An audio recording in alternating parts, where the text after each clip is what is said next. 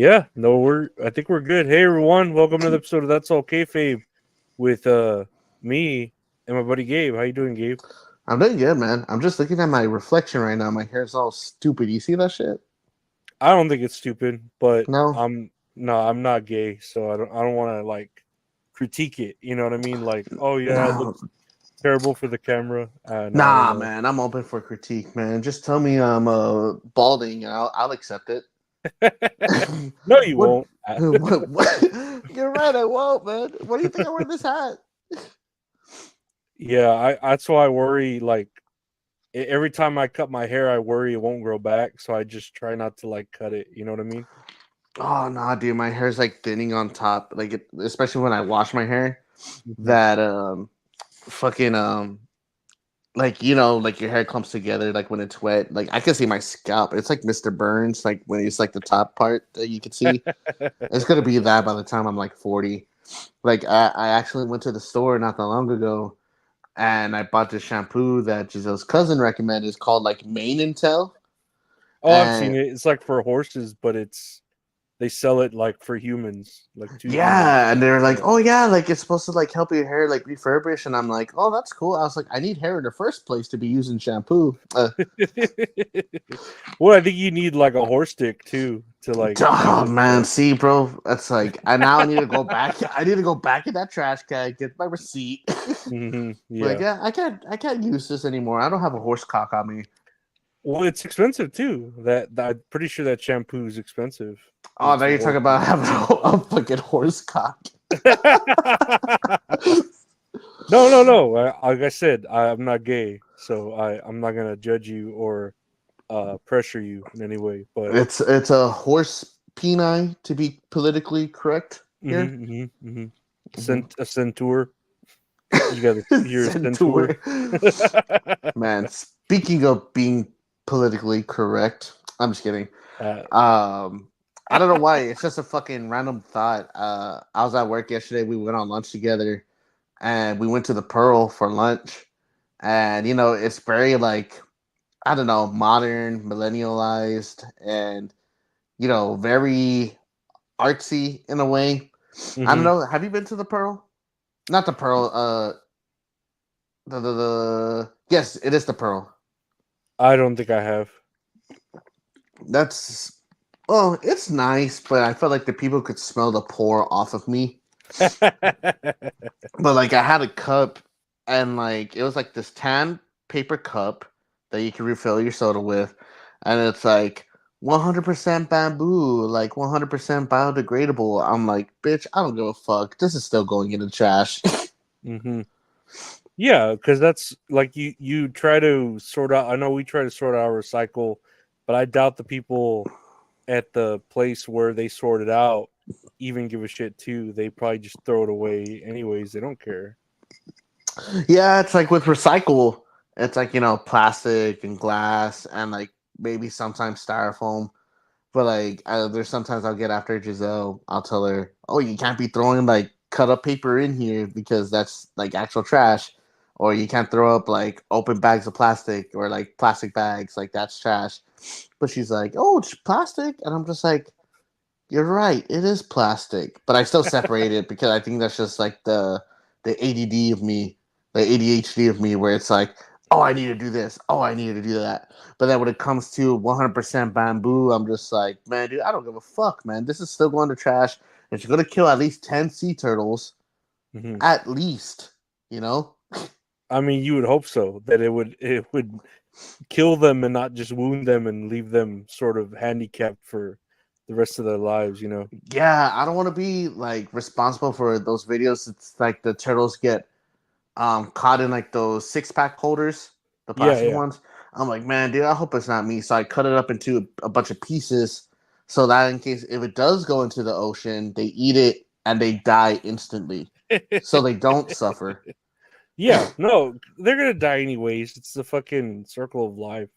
Oh You man, dude, know, I love sea turtles, man, but it's like, I it don't want to be one caught in a fucking 6-pack holder. well, and then the whole thing with straws too. Like, I know that's a big deal, and like I don't even say like I do my part righteously, but I just don't really like straws. Like, Hmm. if I'm given a straw, probably use it if I have to, but Uh-huh. like I think straws are like overrated as far as like using them like all the time. Like it trips me out when someone uses a straw in a soda can, you know? Ugh, that gave me chills for some reason. It's I don't know weird. why. It's weird. I was like, get that demonic shit out of my house. No, we have I use straws all the time, but it's like if I'm at a restaurant, like I'll fucking, use a straw because I don't know how clean those cups are. Mm. But if I'm just using a cup here at home, I'll just drink straight from the cup. Hmm. Like we have metal straws, like the reusable ones, like you can wash and everything. I don't trust those.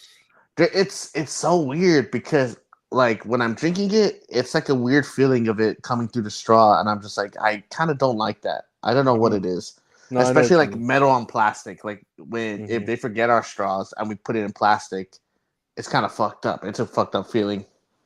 Yeah, that I don't know, and I don't trust myself washing a metal straw. Don't you need like a pipe cleaner or something like a particular Yeah, tool to clean it? You know. we have one. It's somewhere. It's like, but all I can tell you is the outside of those straws, dude. Like they are spotless. Don't ask me about the insides though. Yeah, that's what worries me, the insides. But I know. I feel like I'm committing a cardinal sin. and I feel like we're grasping at straws when it comes to not content. No, I don't know. Right. Speaking of uh, cardinal sins, Speaking of wrestling, mm-hmm. let me see if I got here. I don't know. I think we were talking about it. I don't know if you saw it. Oh, that's the wrong one. But the Vince McMahon documentary came out on September 25th. From the producers of Tiger King, Mastermind, Madman, the Netflix documentary, not documentary series, Mr. McMahon on the 25th. Did you get a chance to see it?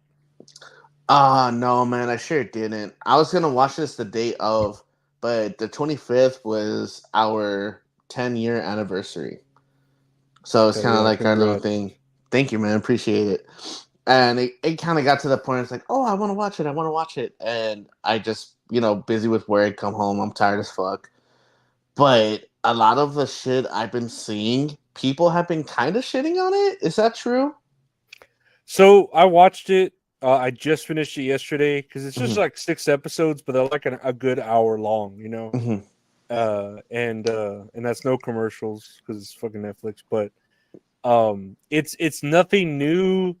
Like we've already like as wrestling fans, we've already like heard everything, seen everything, know everything that this documentary tells us. So like if you're a person that's never like cared to go deep dive into that iceberg that is like Vince McMahon and all that, then I could see it being like a holy shit, this guy's a fucking psycho, but or like a sex fiend or all that shit. But like watching it, and I know if you were to watch it, and I'm sure the stuff you heard of, it's nothing new. We already know like all the things the documentary has said, you know. Mm-hmm. Like, I'll browse through Twitter to usually get my news, like for the podcast and everything. Mm-hmm. And it's people sharing clips from the documentary. I have to make sure I said that right. But it's people sharing clips of the docu series, and I'm just there thinking to myself, I already know this. I know Dave Meltzer doesn't like WWE. I know Bruce Prichard kisses his ass. I know Undertaker speaks highly of him. I know Hulk Hogan's going to speak highly of him. We know like that weird relationship he has with Stephanie and Shane. It's it's nothing new, but the way it was presented, like I want to say maybe about like a month or two ago, that when they were starting to do the ads for this show, Mm-hmm. I'm just there to myself, man, this looks fuck yeah, like more wrestling content. I want to know what it is. Like I want to hear the juicy shit. Mm-hmm. But it's like you said, stuff you already know. And I haven't seen it, but from what other people have been telling me, maybe I should just skip it. Do you think it's just I should just skip it? No, I think it's still worth the watch. Like it was good, and there's stuff like, especially coming straight from like the people's mouths. Like there's stuff we've heard, you know what I mean? But a lot of it now is coming straight from the mouths of the people that we hadn't heard it from. Like Vince is being interviewed quite a bit until like all those accusations came out with him and that chick or whatever. But he says a lot of things that like we knew, but he like addresses them, and you're like, oh shit, he actually said it. Or the same with Shane, or the same with Stephanie. Like there's at the very beginning, like one of the first lines of the documentary that Vince McMahon's like, well, how much do you want to know, or something like that, to like the people off camera, and he's like, well, I can't tell you everything, or something like that. Oh, He said something shit. like I can't tell you everything. I'll tell you some things, but I can't tell you everything. Uh-huh. And I don't know. There's just stuff like Vince McMahon says where you're like, oh my god, I can't believe he said that, because it's like, and there's stuff like that too. There was one part, I think it was in episode 3 or 4, where he's like, in my head, it's like I have two computers going in my head. One of them's, the one reacting to the world, and the other one thinking about wrestling. And sometimes there's a third one, and the guy off camera is like, well, what's the third one? And he's like, it's always thinking about sex. And then it like starts the What the documentary, fuck? and you're like, what? Like, did he What the just say that? fuck? And so like there's just shit that like he says that it makes him like, oh shit, like these are things like you already felt you knew from the accusations and from the character that we see like throughout the Attitude Era and all that. But then he kind of like says them nonchalantly and kind of backs them up, and you're like, oh my god, I can't believe he said that, and the same with Uh-huh. Shane and his relationship with his father, and Stephanie in the same way. I don't know, and then the same way like with the things that like they streamline, like when they talk about Chris Benoit or Owen Hart, or that at the end, that Janelle Grant shit, like Mm-hmm. it's there's a lot of things where you're like, man, I can't believe they like kind of mentioned it or confirmed it, you know what I mean? Mm-hmm. So I think it's worth the watch. It is worth to watch. I'll probably end Yeah, up yeah. watching it sometime soon. But I know I have a few coworkers that I work with. Like some of them are like kind of split on the series, where it's like, oh yeah, it's really good, and then my other coworkers saying, man, dude, it's just a waste of time. It's like it's shit. Like I've already known. Like I know about the sexual accusations. Like I know, like from like reports about all this other stuff. But maybe it's just like like you need to hear from the horse's mouth, pretty much. Yeah. And then it's like well produced too and everything. It's not like a what culture bullshit, you know what I mean? Oh Like yeah, like it a clickbait. yeah, yeah. This is stuff like it's nothing new, but it's heard from like the people that, like I said, like Vince and all them, they kind of like confirm it to, you're like, dang, I didn't even think they would that be that cool as a cucumber, saying like, oh no, yeah, this is true, or this is how I feel, or this is Hmm. how I am, and it's like, dang, that just confirms it. So so since you watched the whole show, like, was there anything shocking or funny, like any standout points that you remember from the show? Just shit like that, because they actually had like Vince McMahon, sitting down for a good chunk of it.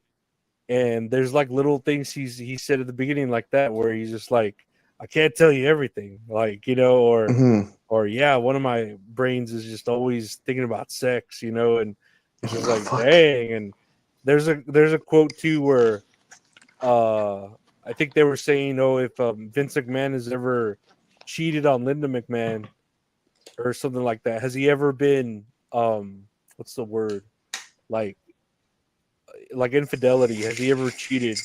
Hmm. And Paul Heyman says some quote, Vince McMahon has only been in one relationship his whole life, and that's with wrestling. One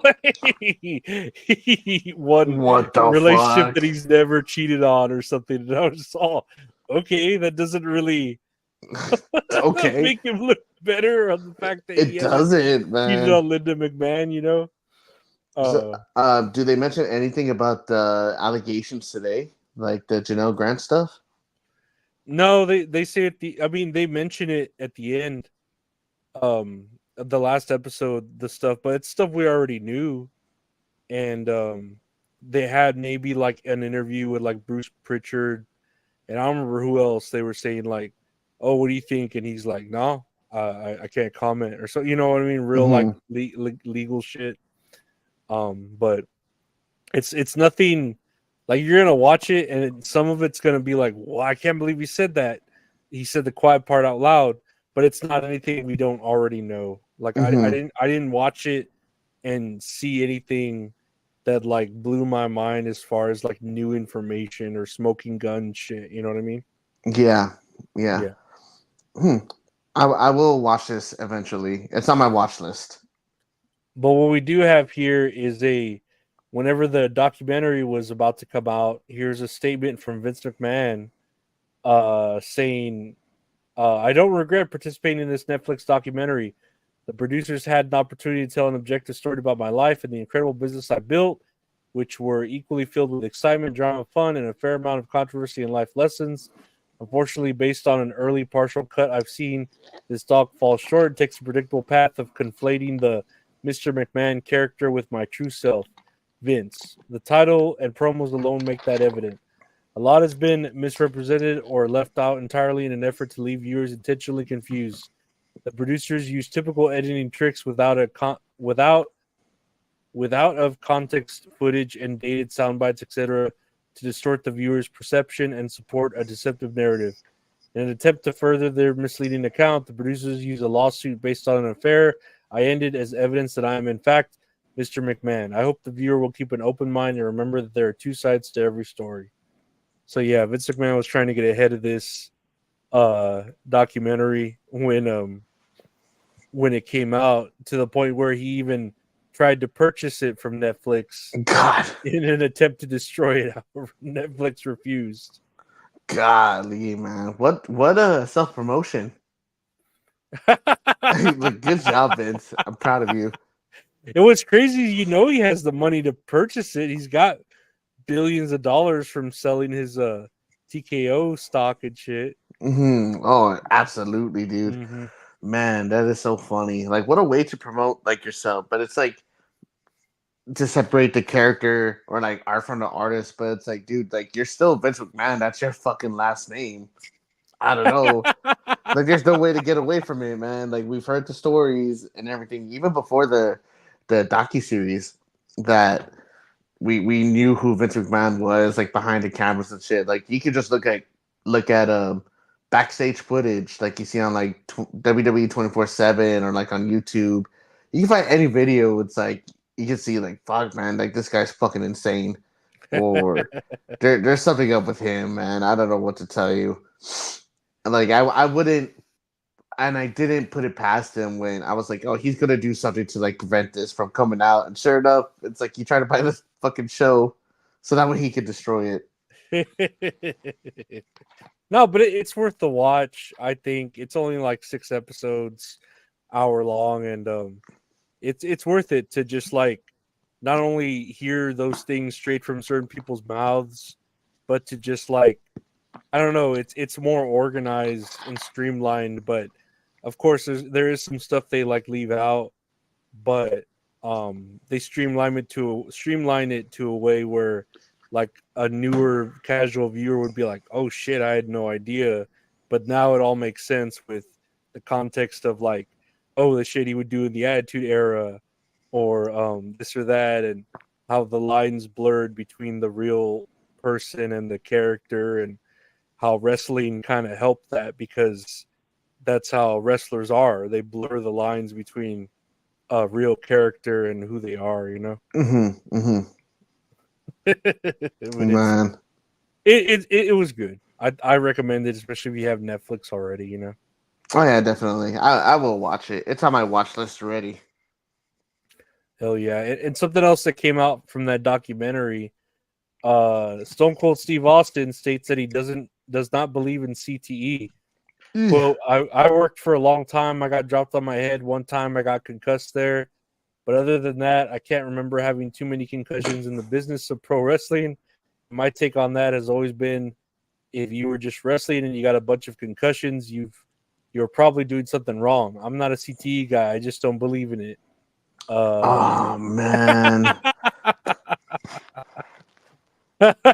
It just cracks you up because he's like, I don't believe in CTE, and now here he is, like years later. Check out my cats. I love my kittens. I beat my wife in the 90s. What?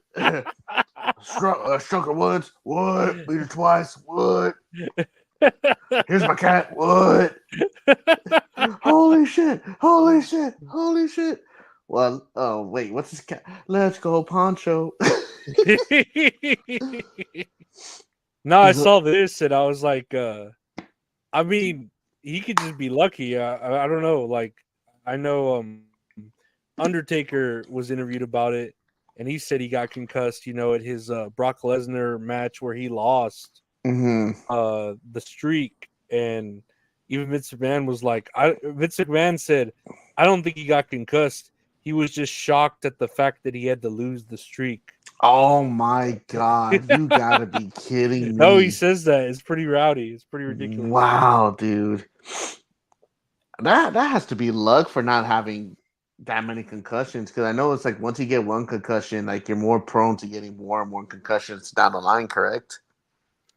Yeah, because your brain just keeps getting knocked around. I imagine it just like gets more loose and loose, especially, I mean, they mentioned Chris Benoit in there and about how they had like checked out his brain and how fucked up it was from CTE and all that. But Vince McMahon was just saying like, oh, it's a combination of like steroids and pills and like, I don't know.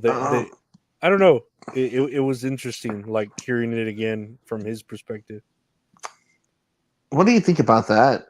Where it's like it's probably like the steroids and pills that also influence like the CTE. Do you believe in that? I mean, it could play a part in it. I don't know. He mentioned, and this is from Vince McMahon's mouth, how he's like, oh, the deaths of wrestlers at early ages aren't necessarily steroids, because that's what they were blaming, like the public. It was the combination of steroids and recreational drugs, whether it be pills or other kind of drugs that the wrestlers would take on their own, merit. And I mean, I could understand that. He's got a fucking pretty good like opinion there. But I mean, I wouldn't say the CTE and all that didn't help, or the chair shots or the pain. It kind of did contribute to it, Yeah, when Stone Cold is like, oh, I don't believe in CTE because he was the one giving out the CTE with the fucking unprotected chair shots he's been giving around, man. What was pretty surprising though in the documentary is when they did like kind of find that evidence, or somewhat some evidence about Chris Benoit and his like brain being kind of messed up, and they brought it to Vince McMahon. He kind of like embraced it, and that's when he brought in the like no more chair shots and kind of better protection on certain moves, Yeah. And the whoever it was, that it was like a doctor a wrestler turned doctor turned wrestler, some Harvard dude. When he like brought that evidence, he was actually surprised that Vince McMahon like sort of agreed with it, and like I said, took out the chair shots, kind of made it a point to kind of protect wrestlers a little bit more. And the Undertaker was all pissed. He was like, man, the chair shots like the best storytelling fucking thing in the world. God. He's like, I can't believe they got rid of it, or Vince got rid of it, but he's like, now that I look back, it was what's best for business, blah blah blah, and all that, Christopher Nowinski. That's who it was. Yes, I remember it because Christopher Nowinski, he played like, I'm assuming like a Harvard dude. Yeah. I remember hearing that too, where it's like he turned into a doctor and learned more about CTE because he got a concussion, and he's like, man, dude, like that really fucked with me. And I mean, which is fucking great. I think it's great that they don't do chair shots to the head. in WWE because they don't need that, you know. Um, Nope. I remember when WWE started turning PG. I don't know if you remember when they first started turning PG in like 2008 going into 2009 that I'm trying to remember correctly. They banned the chair shots because Chris Benoit did what he did. Mm-hmm. So they banned the chair shots to the head, which I was like, I was young at the time. I was like, why the fuck did they do that? I don't understand what's going on. And there was a match between Chris Jericho and Shawn Michaels when they were having their feud in 2008. That Shawn Michaels got busted open, but he got busted open bad. But it wasn't like as bad as like Eddie Guerrero bad, Mm-hmm. but it was still pretty violent. Like a few sponsors like threatened to pull out, whatever. And I think that was like the straw that broke the camel's back, where Vince was like, okay, no more blood, like no more bleeding. And that's when they went like PG with some of the stuff, so that way they could get like more sponsors, whatever. Mm-hmm. And I remember thinking like, man, dude, like it's so fucking dumb. Like they need chair shots to the fucking head, and it's like now it's like you don't need chair shots to the head anymore to tell a violent match. It's like don't get me wrong. It's like you can have a violent match without using like chair shots or blood. It's like I've seen it. Like you've seen great matches that have been like that, and it makes me think of like what we just saw recently, like with that unprotected chair shot to Swerve from Hangman, Mm-hmm. where I'm like, oh my god, that looks ugly too. Like, yeah, maybe a chair is gimmicked like for it to break away when it hits your head, but still, it's unsettling to see. It's Mm-hmm. uncomfortable, and it's like you don't need to do that. It's like literally like you put a fucking syringe through his cheek, like. No, like the obviously WWE's made good examples to show that you don't need that for storytelling, like chair shots to the back where Mhm. they're spread out and they, like they look like they hurt, they sound like they hurt, but it's at least a more controlled injury, you know what I mean, if it does Yeah. happen. And I don't know, like they've shown better ways, even like the whole concept when they put the chair like on their head and then like stomp on it, like they know how to like control it better or whatever, who would do, or like the concerto Oh, whenever Edge and Randy Orton. Yeah, yeah, they would yeah, do. yeah, when Edge was still there and he got like him and his wife or whatever for Hmm. yeah, they did that. It's funny that you mentioned that because when Edge came back in 2020, like before COVID had happened, they it was here in San Antonio where they Edge came out. He was at the Royal Rumble. He returned, and he was talking to Randy Orton, talking about, oh, like we should reform Rated RKO. And Randy Orton was like, yeah, sure, but then he turns his back on Edge and he gives him a concerto. And my friend was in the crowd and he was recording like, oh, this is gonna be badass. Like on TV, it looked fucking gnarly. But like the position that my friend recorded it from, like you could tell like it was like, as safe as possible. Like he didn't make any context. So my friend never posted the video. He's like, oh man, that looked dumb. But it's like too, it's like, it's television. Like you could monitor it however. It's like you don't have to like I mean, yeah, you can do it to please the crowd, whatever, get a pop, get heat. But it's like the entertainment for the home viewer where it's like, oh my god, like that's one of the craziest things I've ever fucking seen. Hmm. Hmm. But yeah, you could totally do violent stuff and but not kill each other, not give each other concussions or anything like that. One match that comes to mind is Adam Cole versus Aleister Black in NXT, and it had an Extreme Rules match. And that was one of the craziest that was one of the best matches I've seen. Like I still remember it from how violent it was. Like, it was just like super fucking good, but it's like no blood, there was no chair shots to the head or anything like that, but I can still consider one of the more violent matches like I've seen. No, I mean, when we think about AEW and the shit, like you said with the unprotected shots, but even if they're gimmicked or like the Jack Perry chair shot, and I'm just like, yeah, I don't need to like see that anymore. I don't know if it's because Hmm. I'm getting older or because they're just like pivoting with the storytelling, as far Hmm. as WWE and all that. But yeah, I really, I wince at it now when I look back at like the older matches, and I'm like, man, like back then, yeah, you were like, oh shit, this is telling a story, but now you're like, oh my god, like Yeah, please man. It's stop. like, yeah, when you're younger, it's like, man, this is the craziest thing I've seen. But it's like now, I fucking wince at The Rock versus Mankind, and that's always the one that comes to mind. Uh Or huh. like when Ken Shamrock takes it straight to the fucking face from The Rock.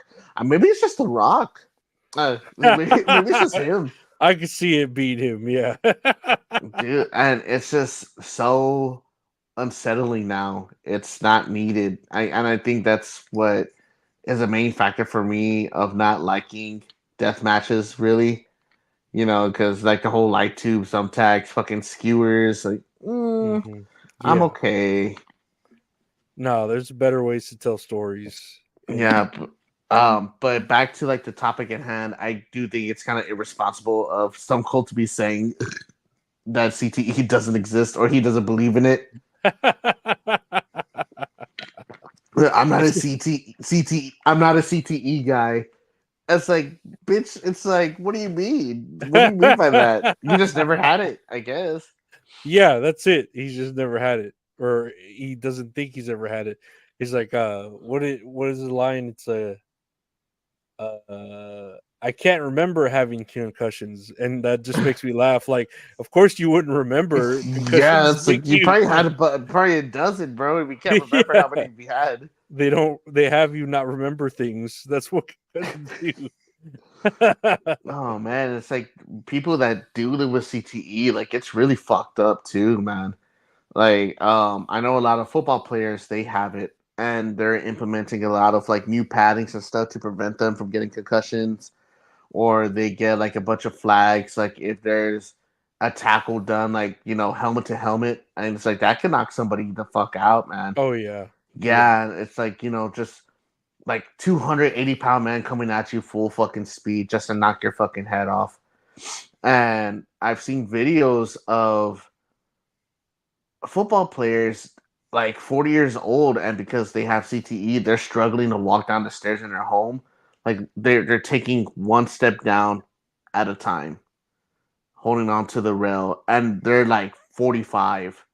hmm I'm like, no, man, I can't do that. That's too scary. That's fucked up. Oh, Stone Cold. All we could Oh say man. is, we love you, but yeah, I don't know about. That's all I'll say. Like, it's a weird example because like I don't believe in CT, but here he is, the toughest SOB, and he's just like, oh, I love my cats. My cats are my favorite thing. I'm the toughest SOB. What? What? Ooh, my knee. Ooh, my knee hurts. Ooh. Ah. Ah. It's like, get a grip, man. Please take care of your cat. Take care of Poncho. Take care of Pacho. That's all we need you to do. But that was pretty much like the documentary. Speaking of Vince McMahon still and talking about Mercedes Mone, Mercedes Mone doesn't think she'll ever go back to WWE. Quote, after the way that AEW has been treating me, I don't know. I don't think so. I feel like I have the best relationship with AEW right now, and it's legit. I'm living my dreams, and it's the best place I've ever been mentally and physically. And to be able to have new dreams after being in the industry for 14 years, it's the best feeling in the world. So AEW is my home right now. What do you think about Mercedes Monet never going back to WWE? It is what it is. It's like, props to her, man. Like, I would like it too if I had creative control and got paid millions of dollars and being the champion of like two different companies. It's great. Man, creative control, I swear. And then her move. Why does her move suck so bad? Is she like Dude, it's her finisher is not good. What's it no? called? Moneymaker or something like that? Yeah, she has them on her back, right? She kind of like flips them like a GTS kind of way, but she can't even like really do it because you can't lift people up. Yeah, dude. She should just do the bank statement, like the submission move. Like that one's Mhm. crazy too. I don't know, man. It's something about her going to AEW where I was just like, I was excited at first. Like, don't get me wrong, I was part of the crowd that's like, oh fuck yeah, that's gonna be good for the business. But it's her announcing that she had creative control to where I'm like, okay, I can't buy into her match because I feel like she's gonna win. And look, she's been winning every fucking match. Hmm. She hasn't gotten pinned, I think, since she came along, right? I don't recall. I haven't seen really like I've only seen obviously just the pay per view, maybe matches of hers and bits and pieces of other matches, but she just like you already know she's like gonna win or whoever her opponent is. It's just like I don't know. It's just stupid. Like especially like yeah, he said when she announced, "Oh, I have creative control." It's like okay, well that means you're gonna hold on to that belt pretty much until you want to fucking get rid of it or whatever or drop it. And I don't know if that's when that's gonna happen. I know she's part of that crowd that in AEW that are double champions or like multiple championships, and it's like, Hmm. man, it's kind of overwhelming, or it's kind of, uh, I think, just annoying in general. It's like because he got such a big roster, split those fucking belts, you know? Hmm. No, Yeah. they need to do so. I mean, they have already so many belts, but then a lot of them are being held hostage by people who have creative control or the EVPs or whoever, you know. So I don't know, man. It's just Tony Khan's booking and the deals he makes with these people, and he I don't know it's his what week to week booking where it just like he doesn't know what he's Hmm. doing. I know, man. I don't know what to say. I don't want to say bad about it because I feel like that's all we do is talk bad. It's like they've had like highlights, but it's their low lights outshine their highlights. Hmm. No, definitely, and Mercedes.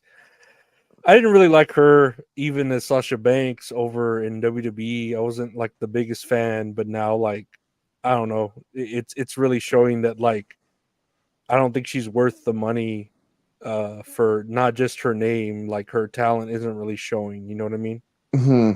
Yeah, and it's like you build up like these matches that she's supposed to have, that are higher on the card. It's like, the one with Britt Baker. That one was a fucking stinker. What was the other one before that? Well, she had a good one with Willow, but it's like, that was her first match and she won for the championship. Like it's and then she had the one with, was it Sheeta? Hikaru Sheeta? Hmm. Like they had the match and it was like kind of awkward, but I want to say that was more on Mercedes' part than anything. And like that finisher, man, it's just not a good finisher. But was she this awkward when she was like in the indies or in what was she in New Japan before? She got signed to AEW in between WWE and AEW. Yeah, she was in Stardom or New Japan. It was one of those two. I don't She was doing know. great things, right? Like she was being praised, wasn't she, for her shit? Yes, she was. I want to say she was the first New Japan Women's Champion. Maybe Hmm. I might be wrong on that. Don't quote me on that because they just brought in the new like a women's belt for New Japan or All Japan Pro Wrestling, uh, and I want to say she was the first one. I'm like 60% sure on that. Good numbers. Yeah, and I'm just how do you say? I heard she was doing great things over there, but then Yeah. now, with her being over here, like I don't know what happened. Maybe it's just overexposure. You think? Or she just maybe she's that injury messed with her, or she's just lazy. I don't know. Like who Wow. knows? Because it seems like she's really not living up to the hype. But I don't remember hearing anything but pretty good things when she was over there. You know, like Hmm. doing shit outside of WWE. Like they're like, oh yeah, Mercedes Mone, oh, da, da, da, or whatever. And I don't know. It's strange. And same thing, like even before then, when she was still in WWE, I thought she was a great wrestler in Hmm. WWE. Like she had badass matches with Bailey. like in NXT on the main roster with Charlotte. Like it was just great matches, and it's just like what happened, you know? Unless it It's like was her opponents carrying her. I don't know. I don't know, man. Yeah. I don't want to say that because I really do think Willow is a great wrestler. Like she puts on fucking badass matches. I mean, Yeah. she had that badass match with Chris Statlander not that long ago, and then Hikaru Shida. She puts on good matches too. It's like I mean, out of the three, it's like Britt Baker. You know, that's probably like an exception where it's like, The yeah, weakest. yeah, Yeah. the weakest out of like all of her opponents. Hmm. But I don't want to put it on to other performers. Like I think I would probably have to put it on Monet. Yeah, it's very strange. I don't remember her being like as disappointing as she has been now with AEW, and I Hmm. don't know if it's that she's just not living up to the hype of what we know she got as far as a deal, or it's just her. I don't know. Hmm. Yeah, I don't know. I do want to give her some more time, but it's like that's firmly like where I stand right now. Like my opinions on her. Yeah, I don't know. I don't know. We could go into some positive stuff though. Uh, Here's some news here. Big E states that he's getting scans in 3 to 6 months, and if the doctors say he's healthy to go back, then he will sit down and talk about a return to pro wrestling. Quote, I'm just taking every day as it comes. I know that sounds cliche, but I get scans again in another 3 to 6 months, and if they look great and the doctor say it's healthy for me to go back, then that's something where we'll sit down and talk about it. But I try not to spend too much time worrying about things I can't control. It's nice to know that if I get the opportunity to get back in the ring, I can do it healthily. Then let's do that. Let's attack it fully. But if not, I know exactly what I want to do, and I'm excited about that path too. So, what do you think about Big E and his positivity? Oh man, it's infectious, man. I love Big E so much. Man, I miss seeing him on my TV. Like that's all I miss seeing him on my TV. I know he's in the pre-show, but I miss seeing him in the ring and performing and being goofy. I feel like I don't know. What I'm hoping is that something comes out of this story with the New Day. I don't know. Have you been seeing the stuff with the New Day? Like Xavier Woods has been like being pushed to his limits now. I remember seeing some things, but I don't know like about the story. But I Uh know like that something's going down within the New Day, but I don't know like anything about it really. huh. Well, I mean, if Odyssey Jones was still there, like I feel like that would have been a big factor. But when he showed up to help, like he was noticing like Kofi and Odyssey were helping each other out. So like, Xavier was just like on the sideline, whatever. And then it was just Kofi and Woods going against other tag teams that would get jumped, whatever. And then like the LWO would come out and fucking jump and help them. And that would get Xavier mad. And then Kofi's saying, "What's wrong?" He's like, "Really? Like, why are they out there to help us?" And then he's like, "I asked them like to come and help us." He's like, "What? You don't think we can do it?" So no, it's just like we don't have E anymore. He's like, "Oh, just because we don't have E anymore, like you think I can't be able to defend myself or help defend you? Like this is like not bullshit, but like man, this is ridiculous, man. Like I don't know what you're expecting." And it's just like building up to that where like they're teasing like a split between the group. Hmm. But it's like I don't want to see the New Day split up, man. I want Big E to come back and bring everybody back together, like make men's, you know. Like I feel like if that happens, it's just like a fantasy booking where it's Xavier Woods is threatening to leave, and then Big E shows up and says like he's good to go. He wants to keep the team back together. Like, please, man, I missed the New Day together, like the whole team. uh, that big pop that would happen with Big E Oh coming back. man, dude, I think I would cry. Maybe I think I would legit cry. I would just get so excited. I know Richard would get excited. He loves Big E too. Man, I'm just glad, like the way this quote sounded, that he has plans regardless. If he does come back or not, Hmm. there are plans. So that's always good that he's being used or utilized because he's good at pretty much everything. Whether it's being part of the I don't know what you say production team, like the pre-show team, the interview Hmm. team, or being a wrestler. So at least he can be utilized either way.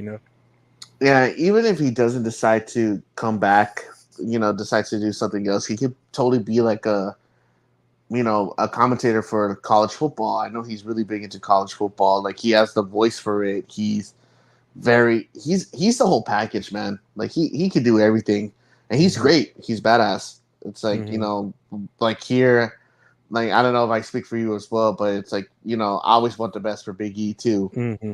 Yeah, no, definitely. I think he's a good egg, and Hmm he's great. No, I think whatever he does in the company, he's gonna fucking like be great at it. You know.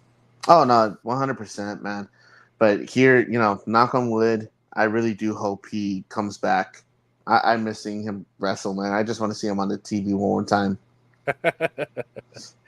Well, we do have more news here on from WWE. Rikishi believes that Jacob Fatu is Oh being my pushed god, too fast in WWE. Quote, I think Jacob's being pushed too fast. When you go to Cody, where do you go from there? Cody is the guy right now. I've said this before. Let Jacob rampage to the whole roster. Give him a couple of those enhancement matches to build. He don't need but 3 minutes too. Again, we've seen Jacob however long he's been out, a couple months or whatever. But is there anything different? You can only do so much on a run in via off the top rope with Rikishi Fatu. So what do you think about Rikishi believing Jacob Fatu is being dude. pushed too fast? Dude, this guy's never happy, man. It's like give everybody a fucking break, man. I never thought in 2024 I was gonna be fucking annoyed with a Rikishi tweets. It's like I would expect that from Meltzer or fucking Val Venus or somebody like that. But then now it's just man, Rikishi too, dude. It's like your son won the fucking Intercontinental Championship, his first singles title. It's like be talking about that, bro. Don't be so focused on fucking Jacob Fatu, man. I just remember when he was like, Jay Uso, or Uso's not being used well. He's not. They're doing him wrong. They're doing him dirty. And then now, they're pushing Jacob too fast. I don't think they should be doing this. And it's like, yeah, you're not fucking happy at all with anything. Like, come on, just let them do their thing and then see where it's going. You know what I mean? Dude, honestly, man, it's like, dude, I think Jacob Fatu is doing a fucking badass job on the roster, man. It's like I want to see more of him on my TV, but it's red Rikishi, bro. It's like it's too hot outside, and then it's cloudy. It's too cloudy outside. We need some rain. It's too wet. Now I know I said I want this rain, but damn, it's too much rain. Oh, Rikishi. Oh No. man, be careful, Rikishi. I mean, just be safe. Not saying I'm gonna go out there and find you, but just be careful. Be safe. He just needs to do like the dance from Too Cool, and that's Do it. do do do Yeah. do do do do do do do do.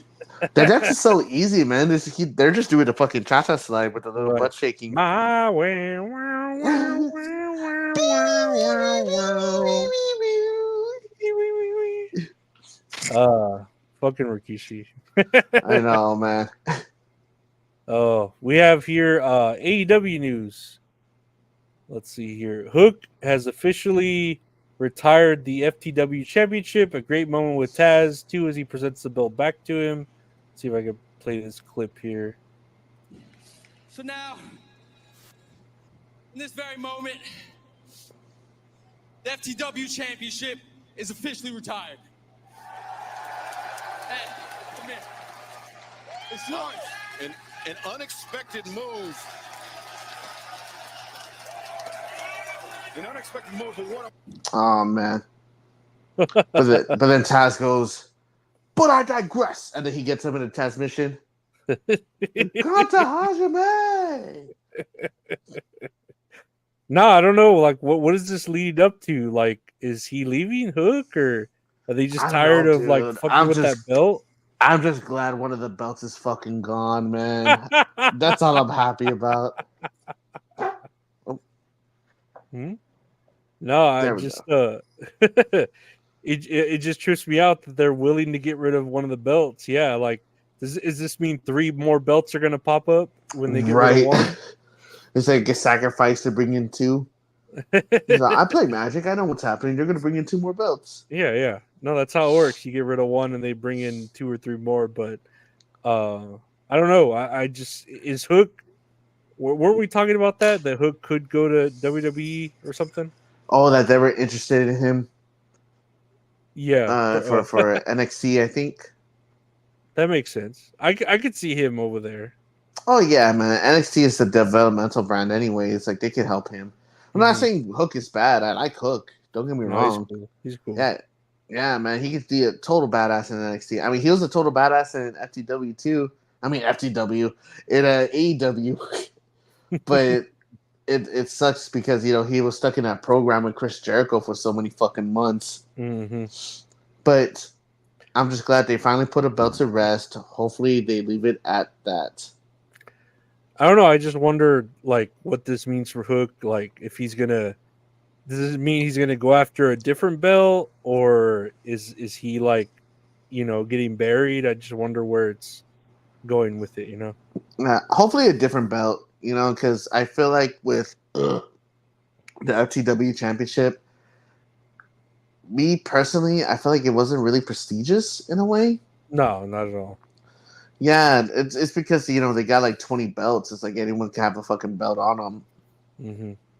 But hopefully he goes for something higher, maybe like the international or continental, one of those titles. Because I'm trying to think of who has the. Oh wait, no, it's Osprey, right? He has like the international, I think so. Yeah. and I then the don't think other he's one's gonna get that. Okada. Yeah, I don't think he's gonna fight either of them. But maybe slowly build his way up, like build his resume, his regime. Hopefully, it's no Ring of Honor titles or anything. Oh yeah, nah, dude, that's a downgrade, man. That's a punishment. Yeah, I know. Or I don't know. Hopefully, he just ends up in WWE. I think that's just the better way to go. Yeah, we'll see what happens. Next year from AEW, AEW's Young Bucks share new photo with Shane McMahon. Yeah, what do you think about this? I forgot what did it say under the caption? Like, just flying in or something like that. I don't remember what it said, like on Instagram. It was saying like, "Oh man, wrestling's weird" or some shit like that. Let me Yeah, see it if I was can something find supposed it. to be. It was supposed to be like tongue in cheek, clever bullshit. But I don't know. I just wonder. With that stupid, like obviously taken purposely photo of him with Tony Khan, and now this. I just wonder if Shane is actually gonna do shit with AEW. Oh, interesting flight today. There you go. I knew it was something fucking cheesy. Yeah, that was from Nick Jackson YB. What does the YB stand for? Yellow bellies. Whoa! I got him. Got him. Do you think this is gonna mean anything? This interaction?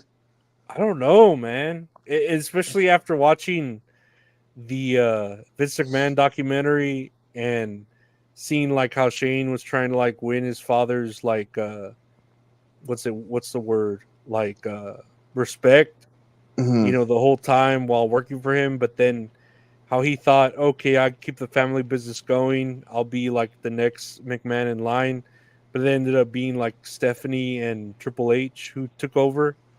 So you wonder if he's gonna want to like go to AEW just to like show that he could like successfully make a wrestling company or help a wrestling company when he wasn't really given the opportunity in WWE. I feel like he could do good things in AEW if he does decide to go over there. Someone with more expertise in maybe running the business. Shane being there right behind his dad. Because Tony Khan can't do it. Yeah, but I just wonder to what extent he's gonna have power there. Is he gonna be an executive? Is he gonna be a talent, like an on-air talent or something like that? Like what is he gonna do there that is gonna elevate the company? You know what I mean? I hope he's an executive because I mean, last time he was a performer, he fucking tore his ACL. That was real bad. Oh, That was real bad. crazy, man. Legit. Like, I could not believe that happened on TV on his debut. Like, that shit sucks, man. It seems like a fever dream that happened. But hopefully, if he does decide to go to AEW, like, good for him, because maybe he could give some input on like what they should do, what they should be doing. Like, just some positives for the company. That's what I'm hoping for. No, me too. Because I remember like that big pop, and I remember us popping for it when they had William Regal show up over Oh there. yeah, that was And badass. yeah, that was fucking great. And I kind of like compare it to that. Like, man, this guy can not only like be an authoritative figure, but help out the company. And it's like, oh, he didn't really do anything. Like, he was just there for a little bit, and then ended up like leaving. Mm-hmm. Hey man, quick buck, honestly, and I think he's back in WWE now, right? Yeah, he was there with like Julia and all that, right? Like sitting next to her or whatever. In the contract signing, that was Funaki. Oh well, not recently, but do you remember when like they had Julia like first Oh, in the show up? crowd. Yeah, yeah, Yes, that was William Regal. You're correct. yeah. So I just wonder.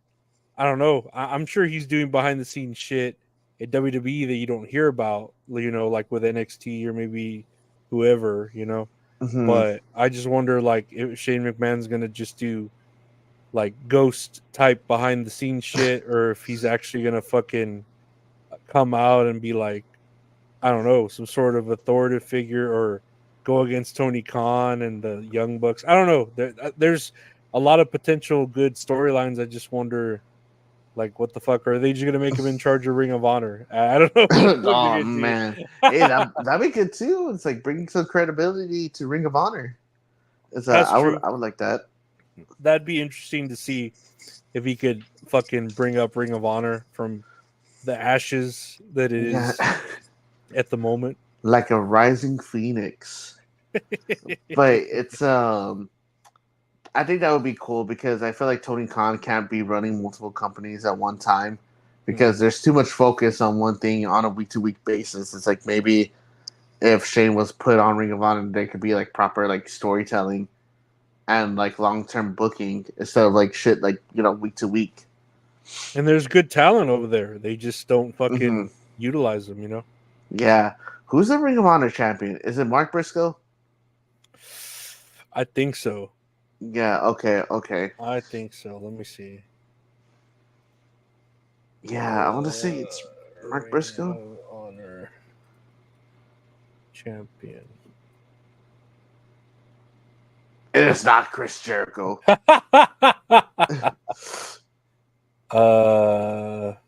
What the fuck? Why isn't it?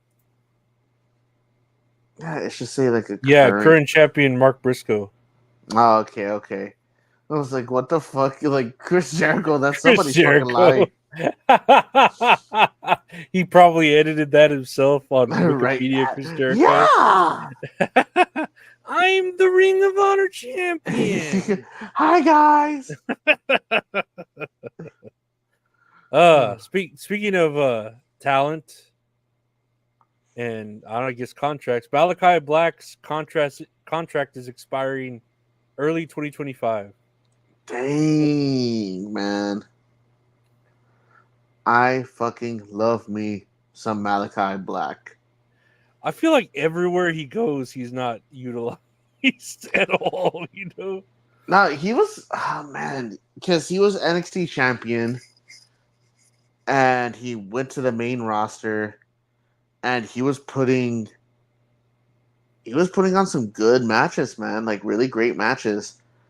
And like you said, like he was underutilized. Like I remember specifically because he was there during the COVID era, and because I think he had an injury, so he was sidelined for a little bit. But then when he Mhm. came back, he attacked Big E, and there was gonna be what do you say, like a feud between himself and Big E. And at the week after he attacked Big E, he got released.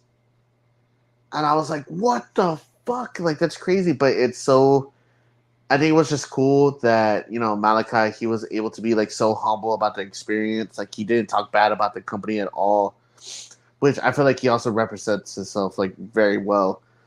He was saying that he was grateful for his time there, for Triple H and Shawn Michaels, but guess he just wasn't seen as like one of the top guys there, through Vince because it's fucking Vince. Mm-hmm. But he met Zelina Vega there, like his current wife.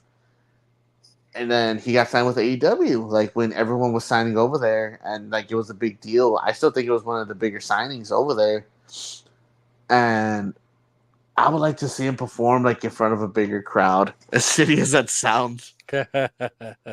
But I think he would be able to succeed a lot more in the current WWE regime that's under Triple H, because I mean they're doing good stuff, but it's like I hope he doesn't get lost in the mix with like the big roster that both companies have.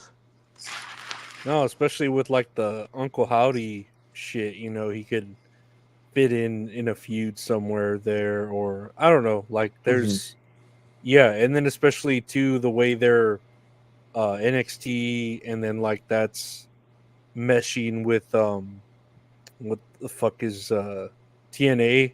Like there's a lot of opportunities now, like in WWE. I just wanted him to go back to WWE so I could hear his fucking killer theme song again, man. That shit is so good. It was a hardcore band I actually listened to today that WWE bought their song and used it for like his theme. It was called, I forgot the name of the song, but it's by Incendiary. And it's, oh my, it goes so hard. Whoa, Malakai Black, Black, Black. Whoa, Malakai Black, Black, Black. Black Betty on the vine, right. That thing down wow. Oh, he's spinning. Black. Oh, Malachi Black, Black. It's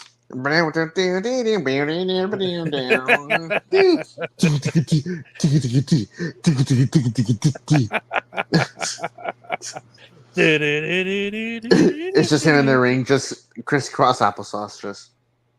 It's just, and then the lights go black. Right. Whoa, Black Betty.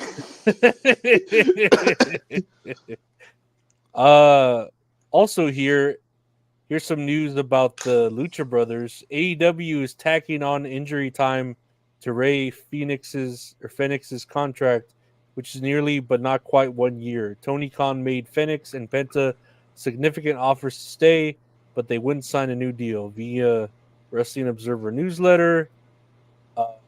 Continuing here, there is no straight answer as the motivation of extending the Lucha Brothers AEW deals outside of AEW wanting to get the contracted amount of time out of the duo that they were signed for per the terms of the contract. It is expected by talent that they'll be asked to put talent over at the very least if they're planning on leaving via Fightful Select. What do you think about the Lucha Brothers having to stick around AEW because of injury time? But I thought WWE only did that. Like, that doesn't make sense. AEW would never do that. They would never do that. Man, shut the fuck up. I mean, he has every right to. I'll have to play like devil's advocate and say, he has every right to do that. And I agree. Yeah, I get why he's doing it. Like, I'm gonna do this, but we still got some sweet deals for you. Holding the carrot in front of the mule or whatever they call it. Mm-hmm. Yeah, no, I agree with you. It's like, Tony Khan has the ability to do this, but the only reason why I'm saying it is because like WWE would get a lot of shit for doing the same thing, and now Tony Khan's doing the fucking same thing too. Mm-hmm.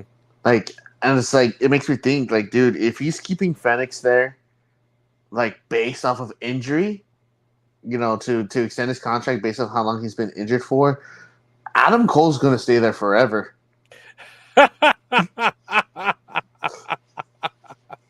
I think he's fine with that. I think so. Man, dude, it's so funny because I was watching a YouTube video of Adam Cole playing like Super Mario Brothers 3. He's having a fucking time of his life right now, man. And he broke up with Britt Baker. Guys. Come on, guys! I'm trying to work out. I'm trying to. He's like, "Come on, Chuck's Army."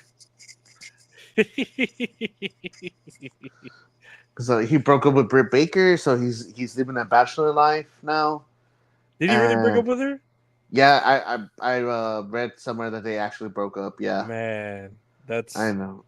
I have a chance technically, Yeah, right? me too. I have a chance with Adam Cole, Yeah. but it's funny because there will be videos of like Britt Baker sitting next to Adam Cole while he's playing the games, like live streaming and stuff, and she just doesn't look interested at all. And then I heard that they split up, right? And it makes me think of that tweet where this person put, "Man, Little Caesars pizza is so good when you don't got a bitch in your ear telling you it's still disgusting." but uh, but going back to the Lucha Bros, man, it does suck that they're being held like hostage in a way. But I mean, they signed the contracts. It's it is what it is. They already had a deal there. mhm. But again, too, it's like, how the fuck are you not using the Lucha Bros, man? Like, they're great. I love the Lucha Bros. Because they're not part of that inner circle of Orange Cassidy and the Orange Knights or the Orange Kids or whatever you want The to the fucking call them. the The white dork. wine spritzers. Yeah, they're not part of that. And then he's all like high on hologram, I'm sure. Who I'm like, I guess he's Oh yeah, cool. That name I'm not really down with, but whatever, you know. yeah. Nah, I totally understand it. It's I mean they got the talent, man, but it sucks because the Lucha Bros were definitely one of like the setting stones for AEW because they always had great fucking matches all the time. Hmm. And then now you're just like not using them at all. It's weird. Like within the past year, I think they only used them like 4 times from the last time I heard. I'll say it sounds like a Tony Khan thing. It sounds pretty And it's fucking like he does that all the time. and two, it's like like for them to stick around and put over younger talent. It's like motherfucker, they put them on fucking TV. Let them put over other teams. If you're gonna like job them out to other tag teams, it's put them on TV. I want to see them on fucking TV. And you're just not fucking doing it. But hey, Jack Perry. That's as long as I Mhm. get Jack Perry, I guess. Oh, Tony. Oh, everything's great though. Everything's great. Everything's great. Everything's fine. 81,000 tickets. I'm just get all depressed. Everything's great. But speaking of AEW, Grand Slam Australia is reportedly selling poorly with ticket sales described as, quote, not good. Quote, not good. Stadium shows are tough. It's not England where they have like a very large fan base and you have all of Europe to draw from as well. This is Australia, and the only place you could sort of draw from may be New Zealand, and that's still a flight. It's not like Japan is close. You've not got a lot of countries close. It was an ambitious idea, but I remember when it was announced, I thought it was going to be really tough. Source the Wrestling Observer Radio. What do you think of Grand Slam Australia not selling not good?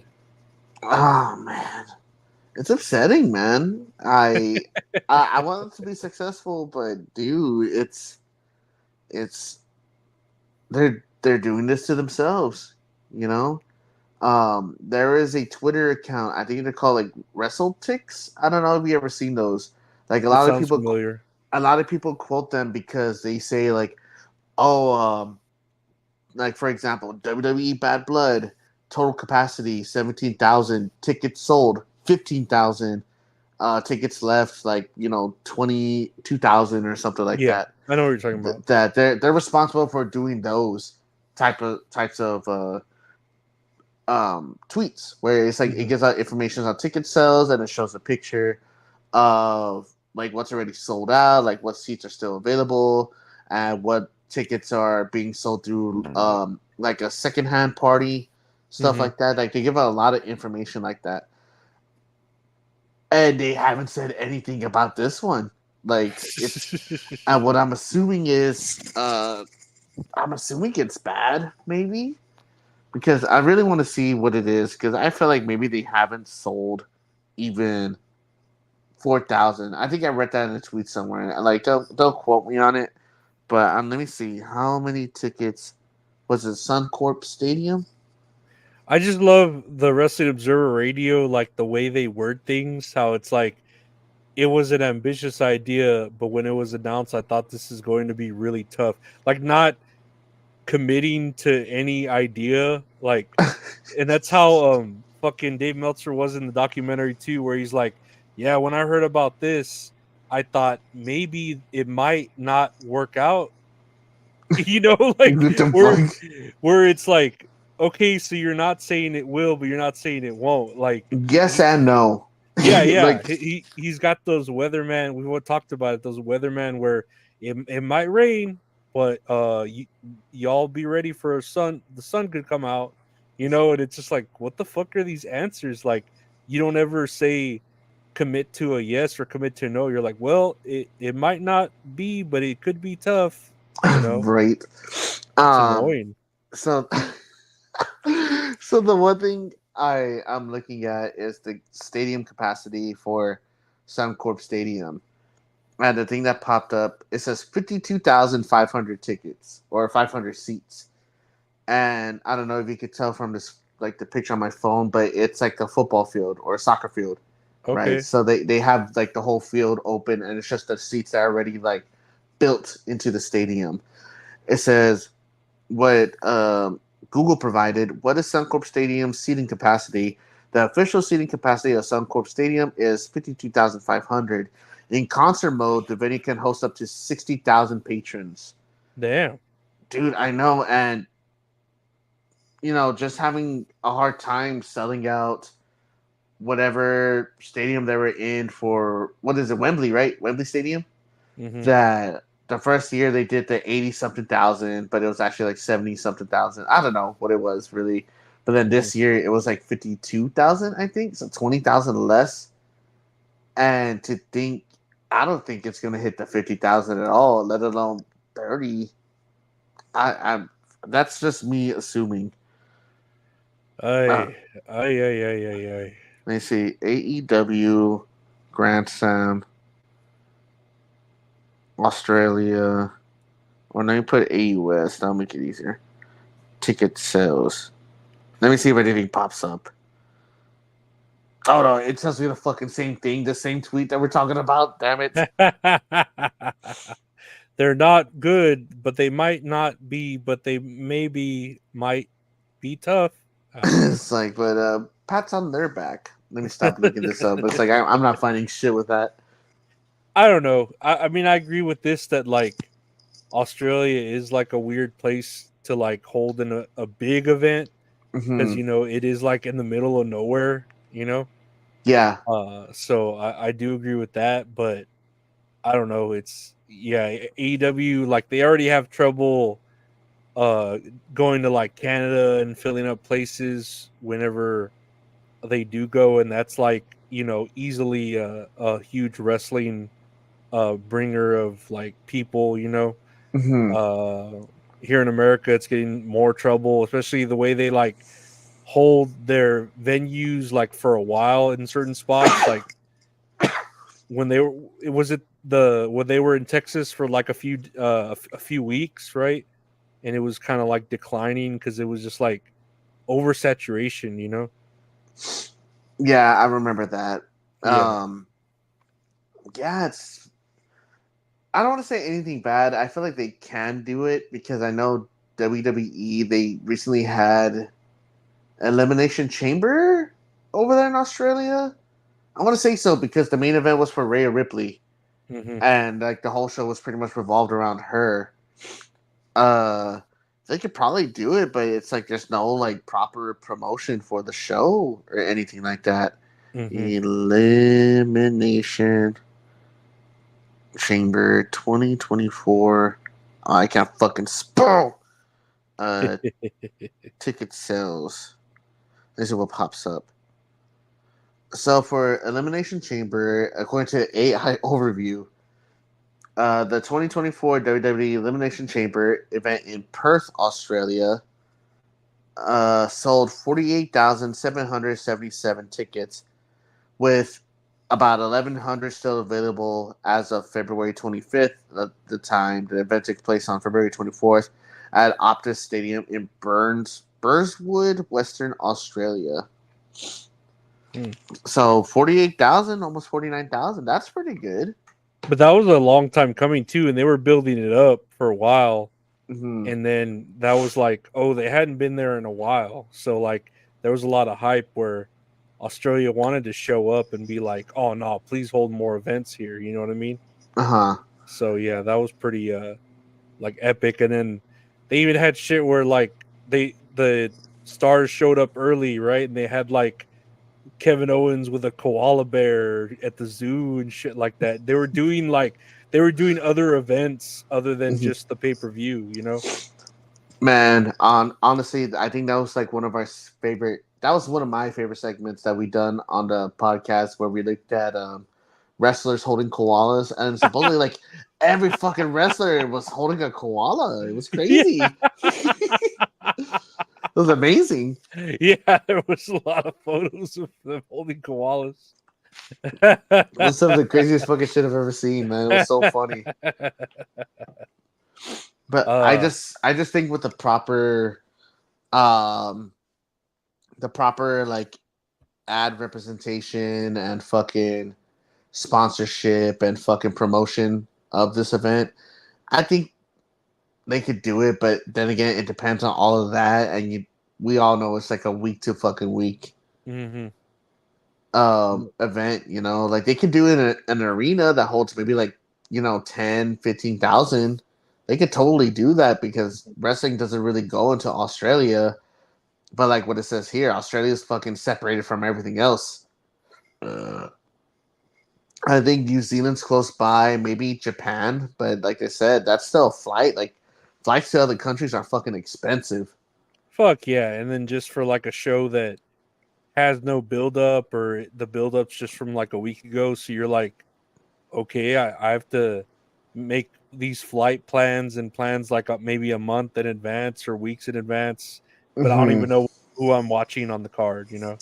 Yeah, man, it's a gamble. It really is. It's upsetting, and I hope they could do the proper promotion for it. That's all I can say about it.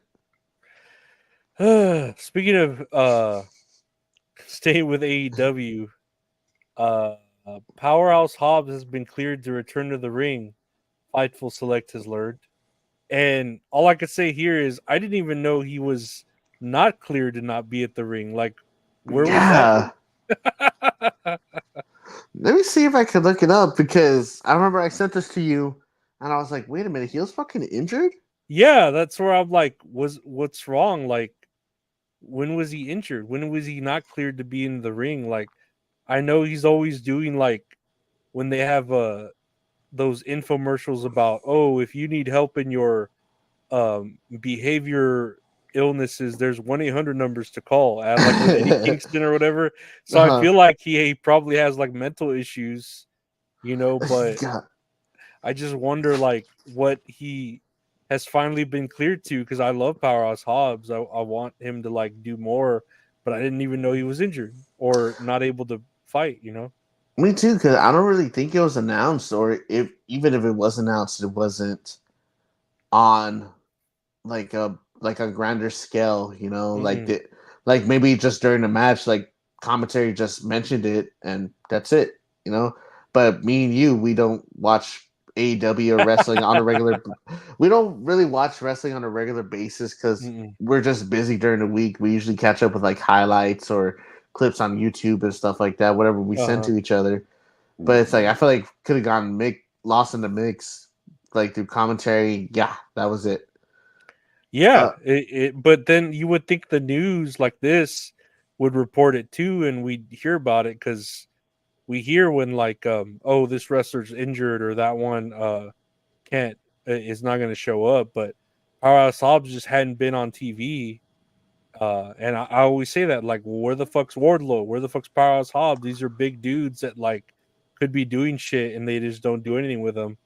And mhm. it's like, oh, now he's cleared to be to the ring. What the fuck? When was he not cleared? I don't remember that, you know? So I just did a quick Google search, and it says update on Powerhouse Hobbs AEW status after knee injury, and this Mm, is presented by SESscoops.com, and this is actually presented updated today, actually. Powerhouse Hobbs might be on his way back to AEW programming very soon after spending the last 5 months on the shelf due to injury. The former Dang. TNT champion has been spotted backstage at AEW shows recently, starting rumors about a potential return for him. Now, Fightful Select is reporting that Hobbs has actually been cleared for action in the last few weeks. Hobbs went through extensive in-ring testing before being cleared, and now he's just awaiting creative plans for his returns. So that means he's going to be put back on the shelf for 3 months because they probably can't figure out what to do with them. Um, the heavyweight star last wrestled during the April 20. I'm sorry. The heavyweight star last wrestled during the April 24th, 2024 episode Dynamite. He unsuccessfully challenged Jon Moxley for the IWGP World Heavyweight Championship on the show and sustained a knee injury in the same bout. Oh, crazy. Yeah, man. I miss Powerhouse Hobbs. Like we were just talking about him last week that he had a badass match with Miro, and it's like they got the big beefy man. Use the big beefy man, man. It's Yeah. like you get so tired or overwhelmed by all. It sounds stupid, but like the flippy stuff, like the acrobatics of it, and Orange Cassidy. Jack Perry, the Young Bucks. It's like, guys with like that figure.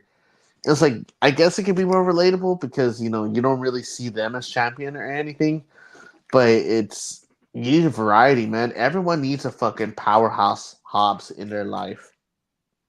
I'm saying, like, you have like even like Miro or Powerhouse Hobbs or Wardlow, you have big dudes, fucking use them. Like those are people that are probably the easiest to get over because they just need to come out and like not even try hard. They don't need to do, like you said, all that flippy shit, or try to kill themselves to fucking entertain the crowd or gymnastics. All they need to do is come in, fucking clothesline, power bomb, choke slam, shit like that. And it's like, dang, that they made a statement. You know what I mean? Do you like when they wrestle like squash matches? Yeah. No, No, especially if it's like the big dude and they build it up. Fuck yeah. yeah. The only reason why I brought it up is because just recently, I want to say a Ring of Honor taping, maybe they had a match with Brian Cage. You know Brian Cage, right? Oh yeah. Yeah, he wrestled against a jobber.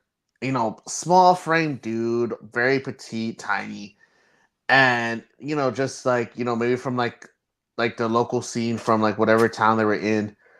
And this dude was just like doing flips all around him, like fucking evading everything. And they wrestled for like 8 minutes, I think. Like it was like a decent time that they had to wrestle each other. It's like, don't get me wrong, like it's cool for the dude to be doing that stuff and like showcase what he has on TV, but that's shitty to say he's a jobber because it's a local enhancement. It's like, why would someone out of state care what this dude is doing? Like I understand you want to show off like what you got, but it's like make me care about Brian Cage. Don't show me him struggling trying to keep up with a local jobber. That doesn't make sense to me. No. If you want to put him over, he shouldn't even have a challenge. He should just fucking like, yeah, that guy could get in a couple of hits here, but not a fucking 8-10 minute match. Just make it short, have him fucking dominate, and then move on. You know what I mean? That's it. Like you see it back in the older days, and then it's just, I don't know, the right way to do it, especially with big dudes. It's just a variety, man. Like I said, we need variety. We need Big Bill. We need Big Bill's cool. We need Big Bill. We also need Big Bill. Did I mention Big Bill? Yeah. And Powerhouse Hobbs. And Lance Archer too. Like he's a good big dude. Like he can fucking do everything as well. It's like, where the fuck has he been? I'm saying Wardlow just as good. Oh, absolutely. Yeah. Like you don't ever, or I don't know if he's still part of what is it, that faction? Oh, Undisputed Kingdom? Yeah, I don't know. Like, come on, he's good enough. He doesn't need to fucking be part of a faction to put him over. Oh, dude, I don't know. 100%, man. I agree 100%. Speaking of new talent in AEW, we have MVP has arrived in AEW, and I guess we'll try to show this clip here. Excuse me. Whoa. Tony Schiavone, please pardon the intrusion. Allow me to reintroduce myself. My name is M. M to the VP. But you already know that, Nana, don't you? I have to agree with something you said. Swerve Strickland is the most dangerous man in AEW. No question about it. As a matter of fact, I'll do you one better. It's my opinion that Swerve is the most phenomenal talent to ever set foot in an AEW ring. So MVP is in AEW, and what do you think of this? I haven't really heard much about it. Me either. I'm surprised he's in AEW. Good for him. Do you think that's going to lead to like Bobby Lashley coming along? That'd be cool. I wouldn't mind because I hope Bobby Lashley only good things for him. I just don't know what he's like up to, or I'm sure they'll make him a good deal if they do, but it's like the big men get lost in the sauce there, you know? Like I know what were we Bobby just talking Lashley's about? doing. You know what Bobby He's a Lashley's Texan. doing? Huh? He's a Texan now, so he's hunting it. with the Undertaker. He's hunting with the Undertaker, shopping at HEB. He's eating at Bucky's. He's eating the ice cream at Bucky's. He's just like trying to fit into the stall because he's just like a wide frame. Like he's like kind of tight in here. And he closes the door. He eats all this Whataburger and then goes and takes the shit at Bucky's. He's fishing at Port A. Oh man, that's what he's doing, man. He's living that fucking Texas lifestyle. He's smoking a brisket for 15 hours. Man, but yeah, if this does lead to anything, I would assume it's Bobby Lashley becoming all elite. I hope it does go good for Bobby Lashley because I mean, man, Bobby Lashley's just the fucking best, man. Oh yeah, he's great. Yeah. He's fucking great too. Hell yeah, man. So I mean, wherever he goes, he's gonna be successful. It's just the one thing that kind of bums me out. Well, I guess kind of bums me out is whenever wrestlers leave a company, it's either like WWE or AEW. It's like, you know, there's also TNA. It's like TNA's doing great. They've been selling out their pay-per-views like lately, and it's fucking awesome, you know? It's like they could totally go over there and like, you know, help reestablish themselves or anything. And like I know Bobby Lashley's like what 45, but man, that dude has not aged, man. He hasn't cracked at all. No, he's fucking he looks amazing. But let me ask you this. What if Bobby, like, because we're all expecting, or you and I at least, are expecting Bobby Lashley to show up because MVP's there. What if Bobby Lashley doesn't come? What is MVP doing there then? Like, is he gonna be the manager of? Is he gonna like battle with Nana for Swerve Strickland?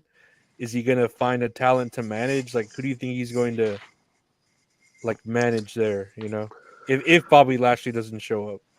If he doesn't show up, I don't know because that's weird, right? Because we're expecting if MVP's there, like we're assuming that Lashley's right behind him, so it would be strange to not like have Lashley show up if he doesn't. Like, what the fuck is MVP even doing there? You know?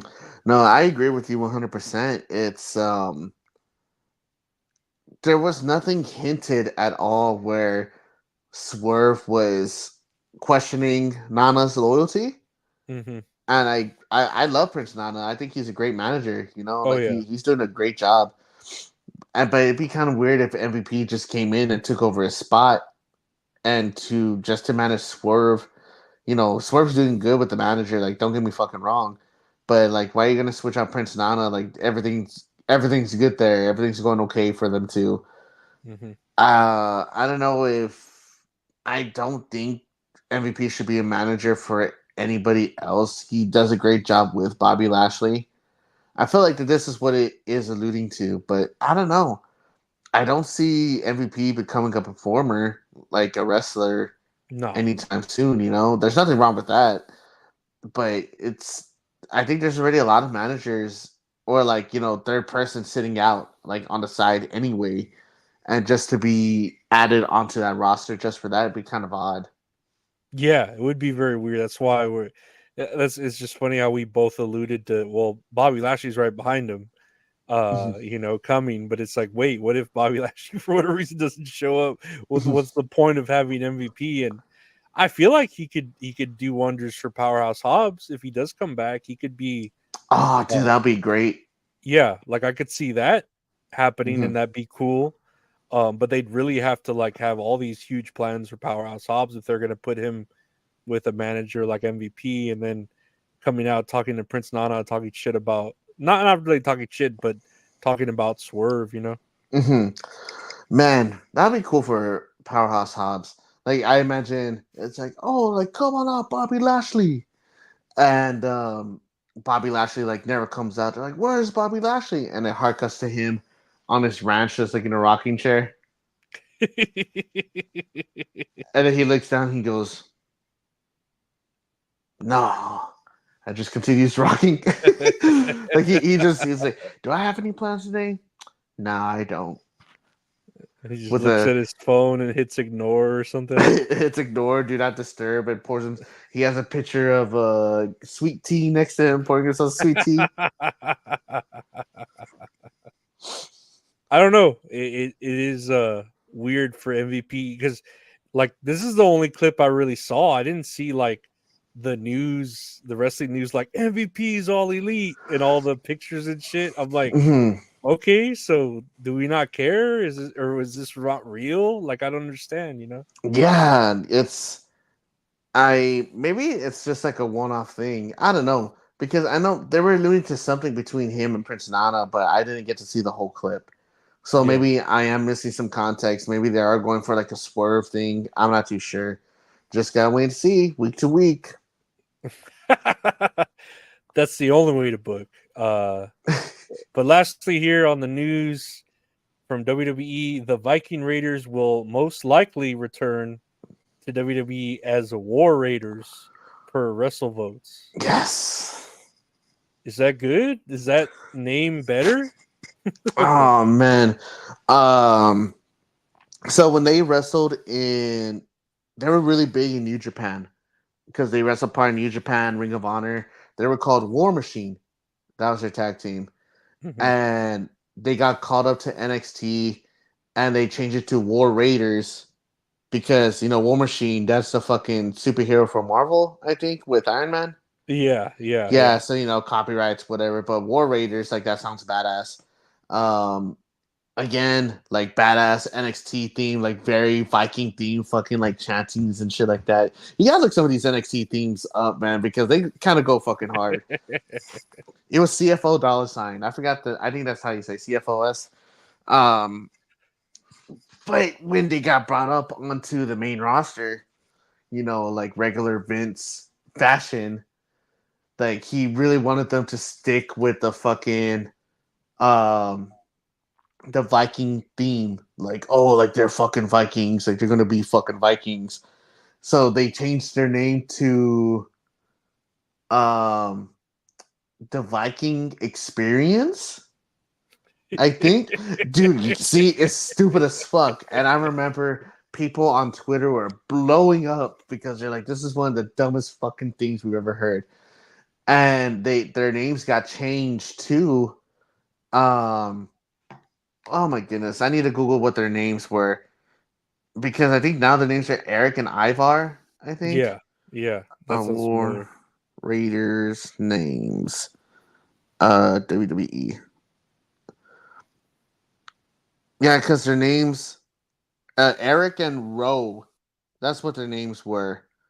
It says have been a regular tag team since 2014, initially under the name of War Machine, the later War Raiders, the Viking Experience, and now the Viking Raiders, which is what they were currently at right now. Okay, their names were Hanson and Rowe, but then when they got called up to the main roster, they got changed name. Their names got changed to Eric and Ivar. That sounds familiar. Yes. So Ivar, he's the bigger one. Eric's the one with the beard. That's stupid. They both have beards. The bald one. I'm sorry. But nah, dude, they fucking kick ass, man.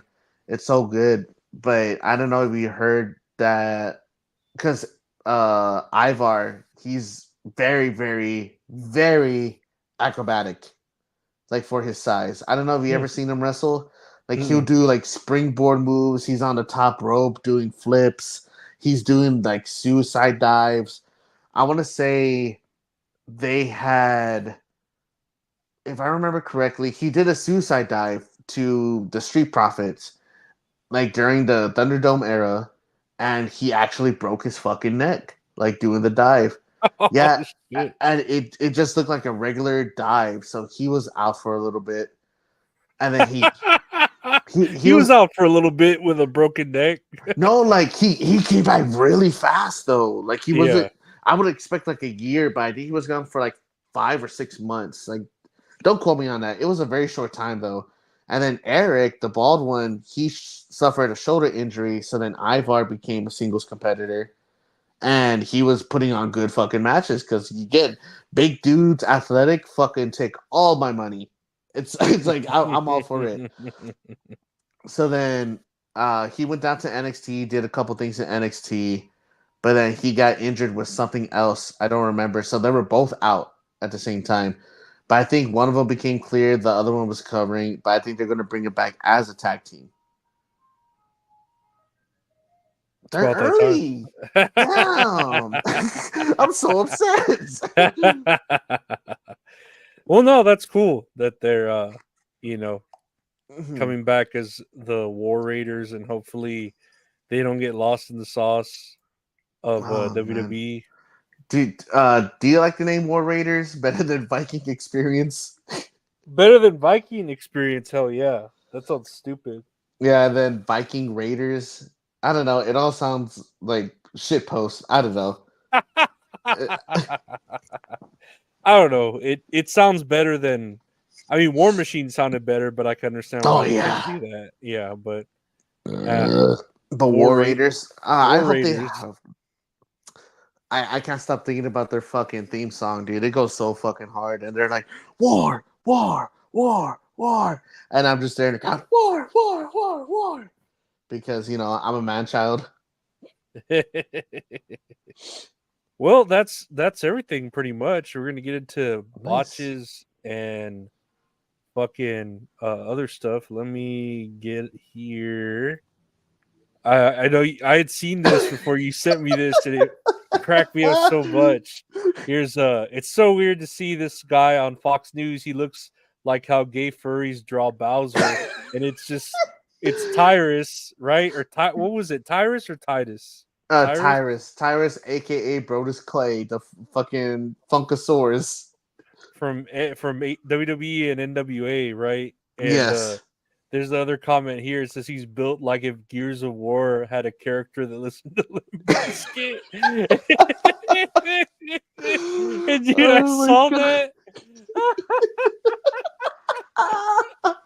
I saw that, cracked me up so fucking bad. Oh man, dude, no, I was fucking dying. I was at work on my break, and I saw this, and I had to go to the restroom to fucking laugh because I was gonna make a fool of myself.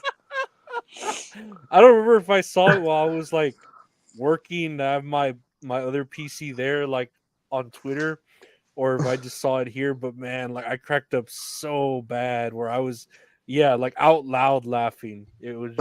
Dude, a Gears of War character that listens to Limp Bizkit, man. It's so fucking true. Oh man, dude, the first one cracked me up too, like how gay furries draw Bowser. Oh man, but it's so crazy that this guy is a fucking Fox News analyst. I wouldn't say analyst, man, but just like retarded. No. He's just like a talking head, but it's so weird that he like, oh, are you ready? Like, I could see if he has a wife or girlfriend. Are you gonna get dressed for your thing on Fox? I am dressed. And it's like, what? Right? Like, what the fuck? You look like you're gonna go to like a rap video music I know you're video or about to something. go to a rap battle like to defend your manhood, man. He just like that's how you dress for Fox News? Okay. I don't know, man. He looks like he has a Punisher sticker on his truck. He backs the blue. Oh my god, man! This shit, Uh, legit. This is one of the funniest fucking things I've seen, man. This shit yeah. cracks me up. No, that's why I love the internet. It's fucking hilarious. Here's a clip here. Let's see. Take a listen. Don't fucking take my fucking Get the picture. fuck away from my car, buddy. Before I fucking... Get the fuck away, buddy. Oh, you want to fuck around? Maybe don't. You want to fuck around, you little fucking piece of shit? Holy shit! God, I didn't realize it was that fucking big. I love this ending. Well, it's a big show. So for anyone just listening, it looked like some road rage, and this guy was talking shit to this dude who was filming in the car, and then the guy in the car is like, "You want to talk shit, huh? You want it?" He gets out, and he's all huge, like 6-something feet tall compared to that dude, and you just see, "Well, it's the big show." Oh my god, dude, that guy is giant, man. You can tell he looks like he fucked up, man. That's why you don't road rage, man. Fuck that Fuck shit. no, man. It's not worth it. It really isn't, No. Fuck no. man. Especially if you're fighting the Big Show, dude. Even if the Big Show and Peter Griffin as the Big Show. No, even if shit. like you're in a state like Texas, man, everybody's got a gun. You don't know who's got a Oh gun. yeah, dude, it's fucking scary. That's why everyone's mad because they think they can get away with it, and they both die. Mm-hmm. Or they're both unalive. Exactly. It's just the way. It's the way of the West. Here we have Seth freaking Rollins getting thrown over at a football game. Okay, yes. There's no audio. Okay, so I can explain this actually. So last Sunday it was the Chicago Bears versus Indianapolis Colts for Sunday football, NFL football. Mm-hmm. Seth Rollins is a known Chicago Bears fan, so he was actually over there.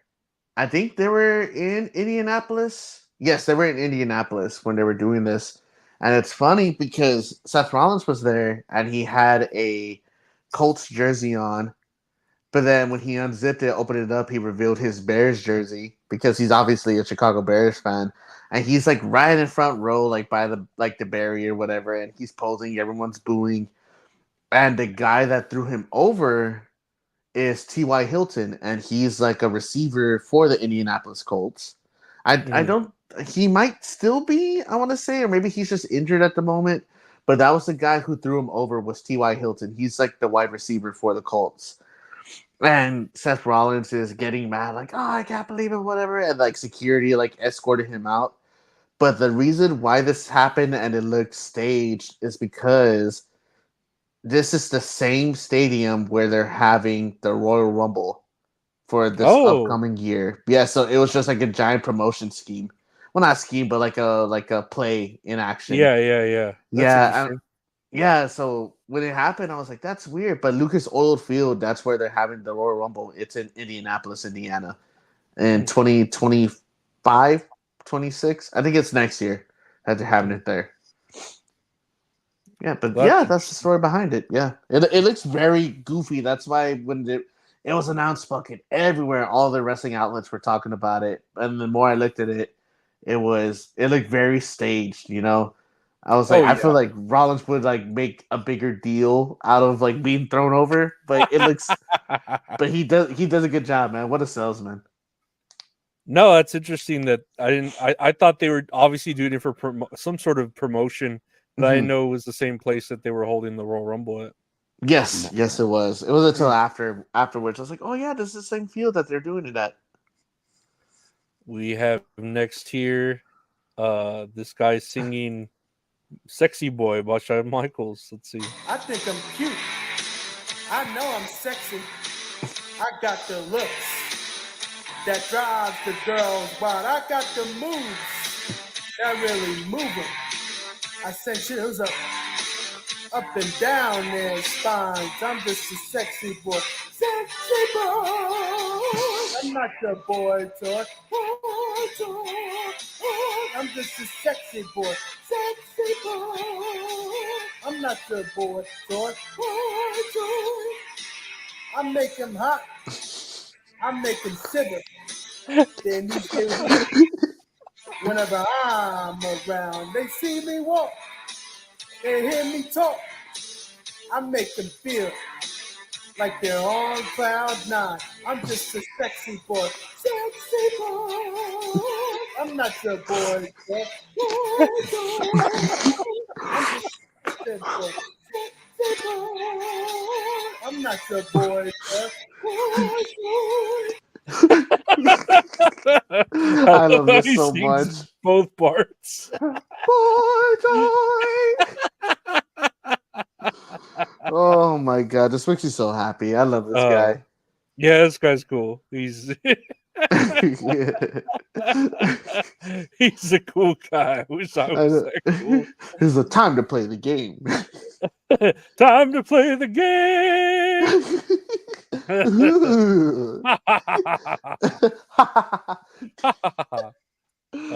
Oh man, I hope he's having a great week, man. Yeah, he deserves it. Cool guy. Heck yeah. We have here a tweet from Ric Flair from September 23rd, which is like on Monday or something. Mhm. Wendy and I enjoyed 13 great years. As with every couple, we have experienced our ups and downs. I think it's important for everyone to know right now that we have decided to part ways respectfully. I'll never be able to thank her enough for standing by my side through my terrible health crisis in 2017. She never left my side, and for that I will always be grateful. We both are working on different projects at the current time, and it becomes difficult with my schedule and her schedule to make this work. I wish her the best of luck with her projects, and I know that she supports mine. And the first comment is Space Mountain is back open for business. What the fuck? Oh shit, man. At the ripe age of what, 80 something, 70 something? Dude, I don't know how old Ric Flair is, man. He has to be like 79. Oh man, I wish Richard 75. Richard would have known. Yeah, Richard wouldn't know. He's busy right now. 75 years old and he's single. Dude, fucking man, how many marriages has he had? This is like his third marriage, Yeah, right? that's a good. How many marriages has Ric Flair had? 1, 2, 3, 4, 5. 71 to 83 with Leslie Goodman. 83 to 2000. The same year he got divorced was the same year he got remarried. Leslie There's Goodman, no gaps. 71. There's no fucking gaps. 71 to 83 with Leslie Goodman. 83 to 2006 with Elizabeth Harrell. 2006 to 2009 with Tiffany Van DeMark. 2009 to 2014 with Jackie Beams. And 2018 till last week with Wendy Barlow. Damn. Man, what a Space busy Mountain guy. is open for business at 85 years old. It's so stupid. Oh my god, man. How can he be married fucking 5 times, man? Dude, that's insane to me. Like, why would you just like give up on marriage? You know, just like be with them. Why do you need to like, you know what I mean? Like, No, I always told myself like if I was to get married and like, you know, God forbid, like we get divorced, whatever, I probably wouldn't get married again, man. It's too much stress. Or too much like we're planning a wedding now and it's like one of the most stressful times of our life, man. I guess he has the money for it. yeah, I guess. I to me, twice is like that's it. Like I could see because you know I've had like my dad, he's gotten like remarried or whatever, and then I feel like that's more than enough. Like especially with it depends on too when your marriage ends. Like if you're already past like a certain age, like why even get remarried? You know what I mean? Like just be with them. You know, like it doesn't make sense, especially like in the laws now where you don't even need to be married to be technically lawfully together, right? You just have to like live with each other. Yeah, like So common law. yeah, so I don't know, marriage. It's weird. Like you would think it would after twice it would lose its like Catholic appeal or promises or whatever, but then 5 times. Like, come on, you know. Yeah, dude, it's so expensive, man, to get married. Now Mhm. that they do, even if they do like small shit, it's like they want to charge overpriced up the ass. It's Mhm. insane.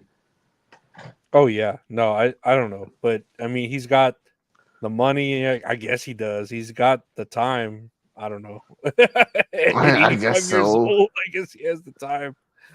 Oh my god, like I guess, man. Hopefully, he doesn't get remarried again. Well, we wish him well on his future endeavors. And his The future wife. lastly, here, I don't know if you've heard of Moo Deng, Moo but here's a Deng! thread. Here's a thread of Moo Deng from the top ropes. Let me see if I get it loading up Oh here. no. That doesn't even have to finish buffering, man. Like, it Oh my just looks so god! funny. I know. I wanted to fucking load up my internet. Let's go, let's go. Come on, a little bit. Oh, There we go. There's Moo Deng coming off the top rope right there. As dang. you Look can at Moo see, Deng. and here's Moo Deng covering whoever that might be. Here's another Moo Deng off the top ropes. That's a Jinder going after Jinder Mahal. There's Moo Deng covering Shawn Michaels, I think. It's so stupid. There's Moo Deng. Moo Deng going over the learning tree, Chris Jericho. Here's Moo Deng pinning the Undertaker. Moo Deng beating the streak. There's Moo Deng, I think, on Bret Hart. Oh my god, man. Moo Deng's taking There, over the world. dude, I love Moo Deng. Hell yeah. Dang, there's Moo Deng with a fucking rowdy splash right there. Oh There's Moo man. Deng on the outside. On Kofi Kingston doing work for himself. There's Moo Deng on Triple H. There's Moo Deng popping out through the rope somehow. Fucking Doing a good on Chris Photoshop. Jericho. There's Holy another one. shit. Heath Slater, Becky Lynch, Dang, Drew Drew McIntyre. Drew McIntyre could probably hold Moo Deng like nothing. Dude, I don't know. Moo Deng's kind of slippery. On There's Moo a Deng. young Bray Wyatt right there. Dang, he's about to. Dang. She's about to hit. I don't know who that is. He's about to hit Sasha Banks with the Doomsday device. And that's it. That was Moo Deng. A thread of Moo Deng. I live for Moo Deng, man. Dude. Moo Deng is the fucking best. Dude, I love Moo Deng. Moo Deng. All I do is send my niece things of Moo Deng, and I'm worried about the day that Moo Deng gets caught DMing minors Oh, on dude, their I hope that social doesn't happen. accounts.